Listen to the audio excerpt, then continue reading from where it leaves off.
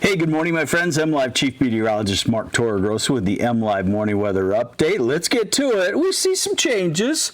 It's about time, right? We got to have some fall at some point. So what I see is sometime it looks like next week we could be into our first frost coming up. So why can't I? Bear with me here a second. There we go. And we're off and running. So we do have some banks of clouds around, but I think it'll still generally end up being a really nice day. We need the rainfall. Is there any in sight? Not in the short term, but we will get some here coming up, it looks like, toward the weekend. And I know we don't never want the rain on the weekend, right? Especially in the fall leaf color time. Well, here's the upper air flow. And what I want to show you is that this is into Friday. We warm back up. Here's the end of the weekend and early next week. Look at that. That's a pretty chilly system that would bring air from the north, from Canada, and that's what would more than likely bring us a frost sometime Tuesday, Wednesday, Thursday. But I also want you to note that as we end it out, we warm right back up.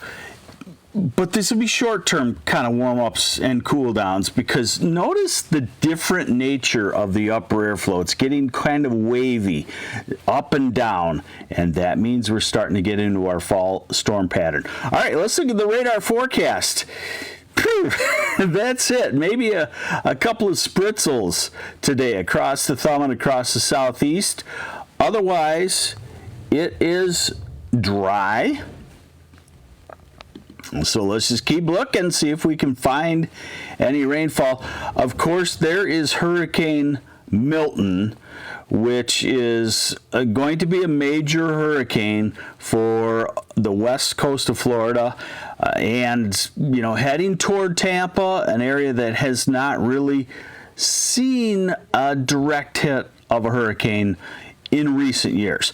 For us, we're dry. I would call today dry, tomorrow, Thursday dry. Friday, it looks like we warm up, although it'll be windy. So Friday almost looks like almost a summery day with temperatures well into the 70s.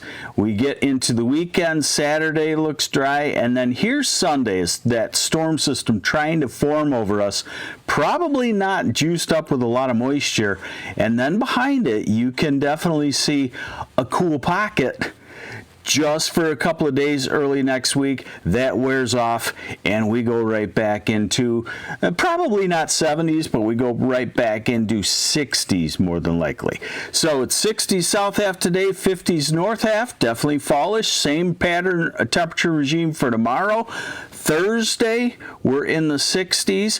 Friday, Saginaw 76, Flint 76, Grand Rapids 74, Ann Arbor 74. Then Saturday 60s. Then we see that upper air storm forming, and by early next week, high temperatures may only be into the 40s for the northern part of lower Michigan. Even the southern part of lower Michigan, highs in the low 50s. And if you only top out at 52 in the afternoon, you probably drop to near 32 or lower in the morning. So get the coats out for the morning hours. We're in the 30s and 40s until we get to Friday and it warms up.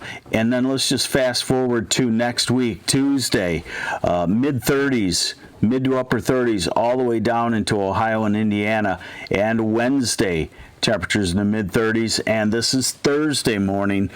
This model, now again, 10 days out, but the pattern shows that we could start to have, the thoughts of a frost definitely sometime next week.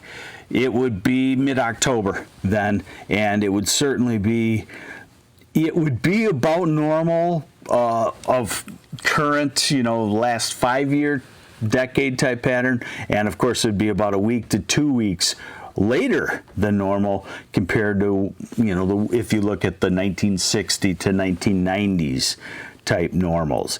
So keep everything watered. We're still bone dry out there, and get ready for some fall weather with some ups and downs. Warm day in there on Friday, and next week almost on the cold side. If you get to northern Michigan and only have temperatures in the 40s, that will accelerate the fall color, and we'll have the peak color in northern Michigan coming up probably in a week or so.